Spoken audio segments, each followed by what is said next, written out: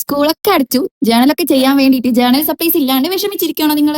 എന്നാ വിഷമൊക്കെ അങ്ങോട്ട് മാറ്റി വെച്ചോ. നമുക്ക് നമ്മുടെ കൈ കൊണ്ട് കുറച്ച് ജേണൽ സപ്ലൈസ് ഉണ്ടാക്കാം. ഇന്നത്തെ വീഡിയോയിൽ നമുക്ക് വാഷി ടേപ്പ് ഉണ്ടാക്കാം. കാരണം നമുക്ക് ആകെ വേണ്ടത് ഒരു A4 കുറച്ച് കളേഴ്സ് ആണ്. അപ്പോൾ ഞാൻ ഇതൊരു A4 എടുക്കുന്നുണ്ട്. അതിൽ ഞാൻ 1.5 സെന്റിമീറ്റർ ഡിസ്റ്റൻസിൽ ഇങ്ങനെ കുറെ ലൈൻസ് വരച്ചു കൊടുക്കുന്നുണ്ട്. അതിനുശേഷം നമുക്ക് ഇതുപോലെ ഇഷ്ടപ്പെട്ട ഡിസൈൻസ് ഇങ്ങനെ വരച്ചു കൊടുക്കാം. ഞാൻ ഒരു ഡിസൈനിന് വേണ്ടിയിട്ട് ഒരു 4 കോളത്തിൽ ഒരു ഡിസൈൻ അങ്ങനെയാണ് വരച്ചു കൊടുക്കുന്നത്.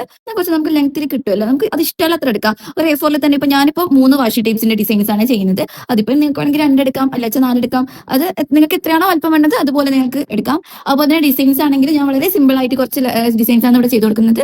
നമുക്ക് നല്ല നല്ല ഡിസൈൻസ് വേണമെങ്കിൽ പിൻട്രസ്റ്റിലൊക്കെ നല്ല നോക്കിയാൽ നല്ല നല്ല ഡിസൈൻസ് എടുക്കും. ഇഷ്ടമുള്ള ഡിസൈനിൽ നമുക്ക് ഇതുപോലെ വരച്ചെടുക്കാം.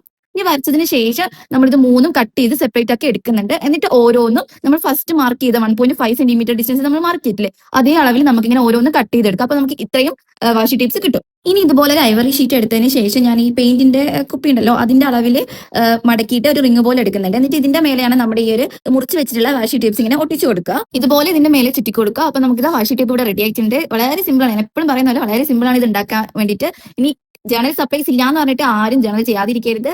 അപ്പൊ ഇന്നത്തെ വീഡിയോ ഇത്രയേ ഉള്ളൂ. ബാക്കി നാളത്തെ വീഡിയോയിൽ എന്താ വേണ്ടതെന്ന് വെച്ചാൽ നിങ്ങൾ കമന്റ് ചെയ്യണം. ബൈ.